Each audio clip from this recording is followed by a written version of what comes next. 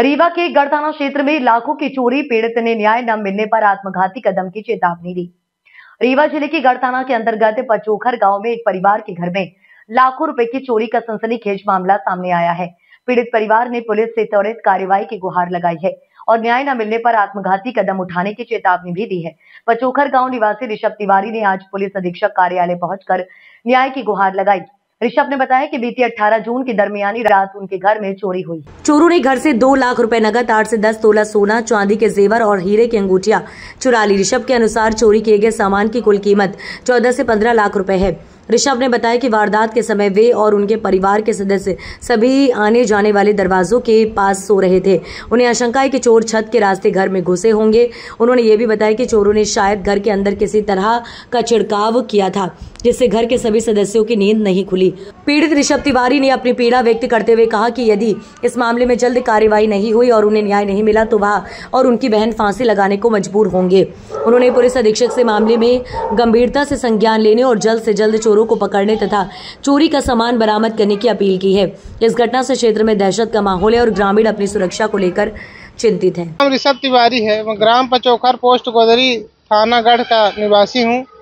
मेरे घर में 18 तारीख की रात्रि में लूट हुई, चोरी की वारदात, जिसमें 2 लाख रुपए नगद, 7-8 तोला का सोना था और चांदी थी और हीरे की अंगूठी थी। कुल मिला के 13 से 14 लाख की चोरी हुई।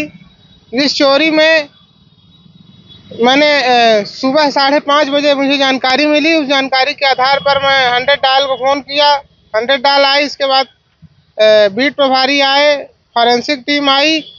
इसके बाद से आज 26 तारीख हो गई, अभी तक किसी भी संदिग्ध व्यक्ति की जांच नहीं हुई है और मुझे ऐसा लग रहा है कि मेरी संपूर्ण व्यवस्थाएं चौपट हो चुकी हैं। मुझे अपनी बहन की शादी करना था, अब मेरे पास कोई आय का साधन नहीं है। अगर मामले की तफ्तीश नहीं हुई, मेरा सामान नहीं मिला तो मैं और मेरी बहन दोनों अंतोगत्वा फांसी लगाने की स्थिति में आ जाएंगे। मेरे पिताजी 66 वर्ष की उम्र में इस वर्तमान में हैं, उनको पेंशन कुछ नहीं मिल रही है। मेरे घर में कोई भी आय का साधन नहीं है।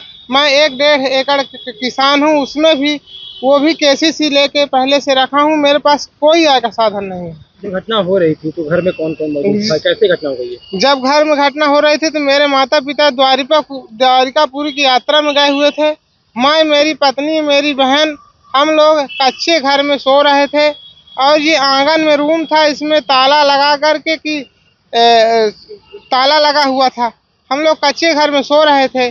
कच्चा घर हमारा आंगन से खुला हुआ है। चोर छत के रास्ते शायद इंटर किए हों। अब मुझे पता होता तो मैं वारदात ही क्यों होने देता, क्योंकि बाहर वाले क्षेत्र में हम तीनों लोग सोए हुए थे तो बाहर से कोई भी सेंध या कि गेट को नहीं खोला गया है। अलमारी टूटी थी क्या? पहले तो गेट का ताला टूटा हुआ था, लोहे का गेट था, उसका भी ताला टूटा हुआ। हम लोग सुबह 5:30 बजे जाने। नींद नहीं खुली आपकी? मेरी रात में, जब मेरा छोटा बच्चा है उसका वैक्सीनेशन हुआ था, वो पूरी रात जागता था, रोता था, फिर भी उसकी 24 घंटे नींद नहीं खुली, बार बार सो जा रहा था। क्यों, ऐसा क्या हुआ? पता नहीं, हो सकता है किसी ऐसे पदार्थ का छिड़काव किया गया हो। मेरी बहन का आंख में जलन और सिर में दर्द था सुबह। मेरी पत्नी के सिर में दर्द था, मेरे भी सिर में दर्द। ऐसा कोई डिब्बा वहाँ पे बरामद नहीं हुआ। वो तो ताला भी कहीं तोड़ के और एक छोटी सी जगह में फेंक गए थे। वो तो ताला भी बाद में ढूंढने पे मिला, फॉरेंसिक टीम को जमा करा दिया गया है। थाना कौन सा लगता है? थाना हमारा गढ़ लगता है। अधिकारी क्या कह रहे हैं? अधिकारी से, एसपी साहब से मेरी मुलाकात नहीं हुई है। बीट प्रभारी से मैं रहता हूँ संपर्क में, वो बोल रहे हैं कि प्रक्रिया चल रही है।